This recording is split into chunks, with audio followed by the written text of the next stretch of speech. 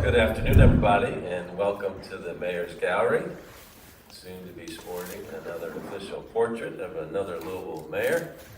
And I gotta say, this is a little awkward. So gotta work with me through this. I haven't done one of these before. But I really appreciate you all being here to share this unusual moment with me. It's my first time to sit for and certainly unveil an official portrait. I do admit to being a little self-conscious about this, but I think that's part of the process. It comes with the territory, the role of being the mayor of Louisville, the 50th mayor of this great American city. And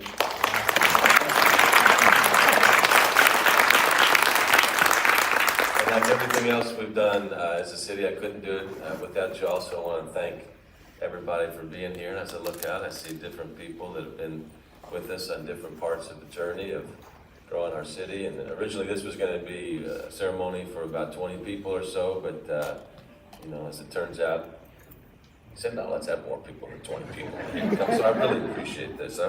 I want to thank my family for being here. They're sitting over here looking good. My sister, Lynn. My mom, Mary Lee.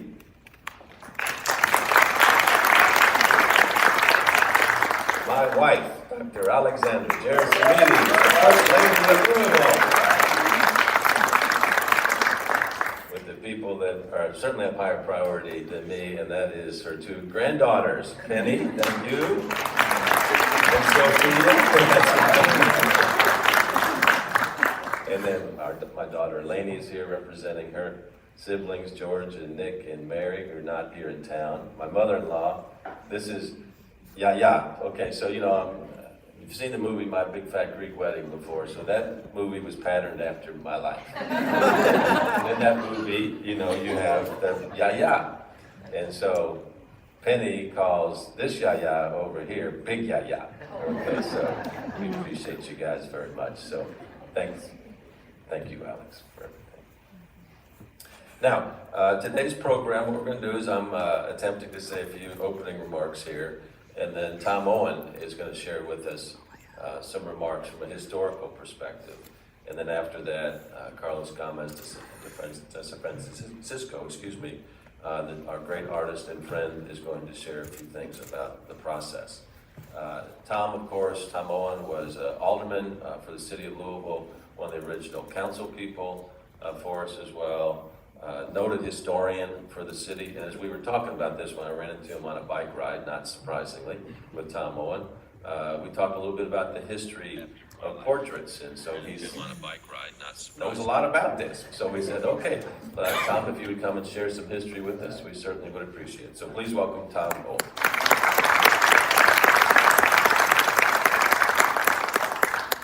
Well, the image in this old building from 1836, the image in my mind, the hands of 49 others, your predecessors, with their hands on your shoulders and in a line of succession. I will say that the one thing that joined your 49 successors and you are the fact that you're white males. That is the history of the mayor's office in our city. We did not have a mayor of Louisville for all of the 244 years of our history. In fact, just after 50 years, in 1828, 50 years after the beginning of our history, we finally got a mayor. That's because we had town trustees and then a mayor, and that was John Buckland. John Buckland served 1 year at a time, and he served 6 successive one-year terms. There was always the state legislature wanting to tinker with some local interest, tinker with how many terms, how long the terms. You finally get a 4-year term in our current 1893 charter for the city. So you finally get a 4-year term. And so it is that we have, over these years, there have been 3 mayors who died with their boots or their slippers on. In fact, a couple of them got parks named after them. Henry Tyler Park, and E. Leland Taylor Park. He was the most recent mayor of our city to die with his boots on. In addition to that, some mayors have either been banned from office or have been denied the ability to serve in the office that they were elected to, for crying out loud. Probably the most noted one was Philip Tompert, who just after the Civil War ended was impeached and removed from office because of some real tensions between the Board of Aldermen in those days and the mayor himself. And so he was restored by the Court of Appeals a couple of years later. In addition to that, others have been removed because of alleged election fraud. And so they were removed by the state court, and in at least one case was later restored to office. Another person was denied continuing to serve because of tension with the local council, which is now across the street. But nevertheless, James F. Speed, at a very tense time in Louisville history. It was a time of ethnic and religious rioting that occurred on August 6, 1855. Well, just months before, James F. Speed claimed that he had another year legitimately in his term, but he was denied by the council to continue to serve. He moved to Chicago and never came back. And so you know one of the main reasons that there was tension? He was a Roman Catholic convert. And for the know-nothings who dominated Louisville politics in the mid-1850s, that was just a kiss of death. And so it is that some have a way of keep on coming back. I mean, our more recent time, Harvey Sloan would be elected and then would come back to the mayor's office, or the person, Jerry Abramson, would keep on coming back, as you remember. But nevertheless, I think the model for our mayor should be Charles D. Jacob. He served 3 non-consecutive terms as mayor of the city in the 1870s and 1880s. You may have heard of Jacobs Park, now called Iroquois Park, but that's Charles D. Jacob. Served 3 so you've got several terms in front of you, Mayor, perhaps. Perhaps, I said. And so it is finally. We come now to this moment, this time, in which there will be the unveiling of the mayor's portrait, and with the hands of those 49 successors. Mayors don't choose the circumstances in which they serve. For instance, looking back real quickly, the need for maintaining a steady hand, sometimes in very chaotic times. I give you, for instance, that ethnic religious tension of the mid-1850s, where there were 3 days of rioting in our city and multiple deaths and burning of private property. I'll also remind you of what it meant for blacks and whites to be divided in a civil war, an internecine war that went on for 4 years. And all through that, there was need for leadership during that time. Or in the 1930s, when we had not only a Great Depression that kept on persisting, but we had 2/3 of the inhabited portions of our city either ankle deep or above your head in icy floodwaters, a need for a steady hand. And so it is that our mayor led at a time in circumstances that were challenging. He began his term with a vision, and he carried steadily, working on realizing that vision. A quickening of life in the city center, a building of deeper tourism, an beginning effort to try to deal with housing disparities, an effort to reach across the 9th Street divide. In the midst of those kinds of visioning and carrying out that vision, he dealt with a rabid pandemic that keeps on dogging our heels. He dealt with the Breonna Taylor and the George Floyd murders, and dealt with the 100-day plus of protesting in our city. A steady hand, a vision, and in addition to that vision, carrying out of that vision, and that's what brings us here.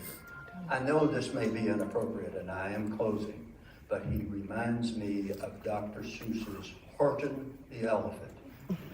He said, an elephant is faithful 100%.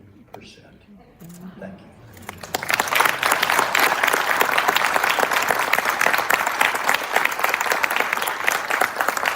Thank you, Tom. I appreciate that. I want to recognize Deputy Mayor Ellen Hessen in the back here, who's ably and faithfully done our city. Thank you, Ellen. So, they say, Mayor, you're supposed to get a portrait done. Like, really? It's kind of like not my thing. So, you got to do it. You got to do it. Well, then who's going to do it? It's a big process that you go through. And I'm so pleased that Carlos Gomez Francisco was the chosen artist. Because we have a story. I met Carlos right after I became mayor, a new citizen to Louisville, a Cuban refugee, with a sparkle in his eye and a kick in his step like few other people that I'd seen. And I said, Carlos, tell me about you. Came to Louisville. As we all know, we're a great resettlement city, great city of Cuban Americans now. He said, I had $400 in my pocket, and I had to decide what to do with it. So he went to the art supply store, used all $400 of his money as a new American to invest in art supplies. Because he was trained as an artist in Cuba, and his dream and his vision was to pursue a life of art. And you are a recognized global star in the field of art. He didn't do portraits anymore, but we said, come on, man, we know each other. Why don't you give this a shot? And if you're familiar with Carlos's work, I mean, it's extraordinary in its beauty and its creativity. This is my inside joke, but you might get it if you're familiar with his art. I said, I'd love for you to do my portrait as long as you don't have insects flying out of my ears, okay? So look up his work and you'll know what I'm talking about here.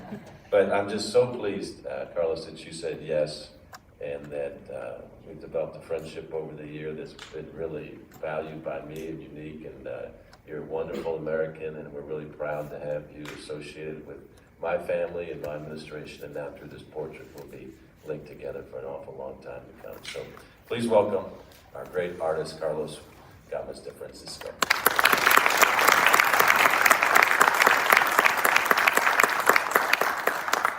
Thank you everybody for coming. It's an honor for me. The mayor, he has supported my career since I arrived to Louisville. 21 years ago, my father came to Louisville. He came from Cuba, and he came with no money, no connections, and no English. And he had 3 jobs, and he helped the whole family to come from Cuba. We were trying to get a better life, and we all came. So I came 13 years ago. I remember I came with almost any money. I spent it the first day I was in the States, and I said, what should I do now? I need to find a job, or I need to make a living as an artist. But this is not I don't have a second plan. So after a few months, I was the artist in residence at the Muhammad Ali Center, and that's how I met the mayor, Fischer, and he has supported my career since then. He always came to my shows, and so it's an honor. Thank you for that. And in these 13 years, I've been working very hard to pursue my dreams. And I remember when I arrived, I saw a sign that with Muhammad Ali's face, and it says, Louisville, the city of opportunity. And Louisville is the city of opportunity. So we are all different, like we are people from different cultures. When my father came to the States, he said that there were not too many possibilities for immigrants because it wasn't built for immigrants. But then when I came here, everything started changing. Now we have maybe about 20,000 Cubans that came. There are people from different countries like Russia, like Vietnam, Bhutan, and so this is a cosmopolitan city. That's the way I see it. And then, so when Mayor Fischer told me that he wanted me to paint his portrait, I was very honored. I feel like, okay, I need to do my best. I know how important this is for him, and it's all his legacy. So when I did it, I tried to pay attention to everything he has done in all these years, and he has done a lot, especially for immigrants and for people from different races, genders. And so I tried to depict that in the portrait. When you see it, you will, so the mayor is looking at the future, he's looking at the horizon, and there are a few symbols in the background, like for example, the walking bridge. I know that he's very proud of it. And also there are people from different cultures in the background. And there is also a small bee and, and a butterfly because of Muhammad Ali quote that he said, float like a butterfly, sting like a bee. So thank you so much. It's a pleasure to be here.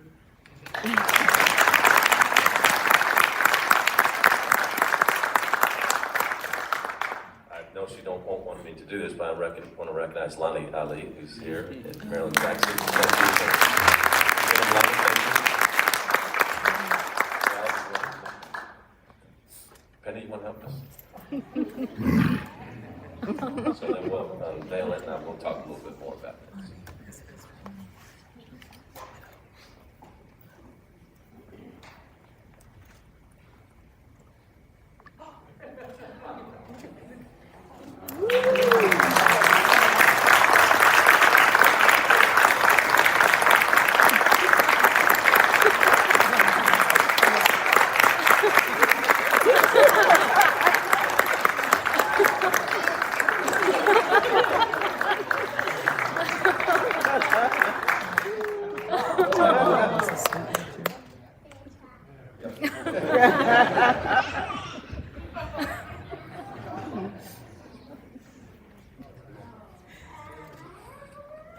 Okay, well, there's a few things going on in there, so I was asked to explain those.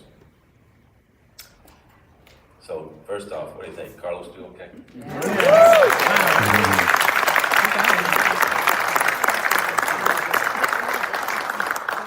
So we always believe in setting big goals for the administration, and we wanted a great piece of art to do that. He did the best with what he had to work with, let's put it that way. And we tried to capture a bunch of things in this piece of art here in the portrait. And one of the things, of course, I noticed immediately when I became the mayor was all these folks are white men in particular. And I was asked the other day, somebody said, it's a young man that's a friend of mine, he said, do you think Louisville's ready for a black mayor? I said, well, absolutely it is. I mean, we just got to have the right candidate run. And whether it's whatever skin color or whatever gender, that doesn't matter. But I wanted to distinctly make a comment about that. So you'll see, yes, I'm looking off into the future. The bridge is a symbol to the future. And then you'll see the figures to the side are people that aren't white. And you'll see women there as well. You'll see immigrants there. You'll see different faith traditions being represented. And so that, to me, is what the future is of this city. White men will have a place, but it certainly does not need to be nearly as predominant as what it's been in the past. The way they're grouped, the one in the furthest foreground represents the health, the city value of health. The center grouping represents the city value of compassion. And then the little kids up front that are playing with each other represent the city value of lifelong learning. The little lucky horseshoe was given to me by my grandfather, Marion Hardesty. I got that after he passed, and he loved to go out to the track. And so it represents, good luck and good fortune as well. So, and then Stephen Riley said, don't wear a tie, you're an entrepreneur, the entrepreneurial mayor. So that's why I don't have a tie. And everybody else got a tie on. They're looking white, old, and stiff. Okay, so I'm not trying to look that way in this particular portrait right here. So I hope that, when people look at that, maybe they'll think about that stuff, but that's what's in there and certainly represented everything that we've tried to stand for as a city, have big goals, involve everybody, love everybody with compassion, be an entrepreneur, and always look to the future. So I want to thank Jessica Kincaid. Where is Jessica? Jessica is in president now. She's our Metro Public Arts Administrator. Carlos, we went through probably a half dozen or so iterations. It's interesting when you go back and forth on this and how these folks can change portraits when you're saying this color or this thing that's not working right. But Jessica's ability to kind of manipulate and pull all these things out and make a great artist even think about things in a different way. You just did a great job, and I really, really appreciate what you did on this. Okay, Carlos, I'm just really glad again that you came to Louisville. We love you. You love the city back, and it's just a beautiful thing. As you heard his story is just the present of Louisville and the future of Louisville as well, and that's why it's so fitting that you represent this. And Alex, thank you for putting up with me for not just 12 years, but 35 years. And people say, oh, your wife must be so happy that you're going to be retiring out of mayor. I'm like, well, I don't know about that. But it will give us more time to spend with Penny here and with Sophia, her little sister. So who can argue with that? So that's it. Thanks everybody for coming out and sharing this moment with us. We're going to have a reception afterwards if you'd like to join us. And I guess I should say, are there any questions from the media for any of us before we depart for the reception? Lonnie? I just have one. How long did it take to actually do that? Okay. Carlos, you want to come up and talk about maybe the process? So it took about 2 months to complete the portrait. 2 months I work in full time. I work very early in the morning, so this is my routine. I go to the gym, then I take a 30-minute break, and I paint all day. Yes. And we had, I don't know, Jessica, if you want to comment on it or at all. Come on up here. It was an interesting process, Lonnie. It took about 2 months to select the artist. My sister Lynn was a big part of that. Stephen Riley was also a part of our team, and my daughter Elaine over here, and Jessica, and then Althea. Is Althea in the house? Althea is a hugely important. And we all kind of figured it out together, but why don't you say a few words about the process? Just from start to finish, I think we started talking about this in June. There were several artists that were considered, but ultimately Carlos had the best concept sketch, and we kind of outlined the different things that we thought would be important in the composition, worked through those with Carlos, and went through several rounds of edits. Very helpful. Ably led us through those. Anything else? Okay, well, we've got a reception out in the rotunda, so please enjoy. Tom, thank you again, and thanks everybody for being here. Thanks for all the support.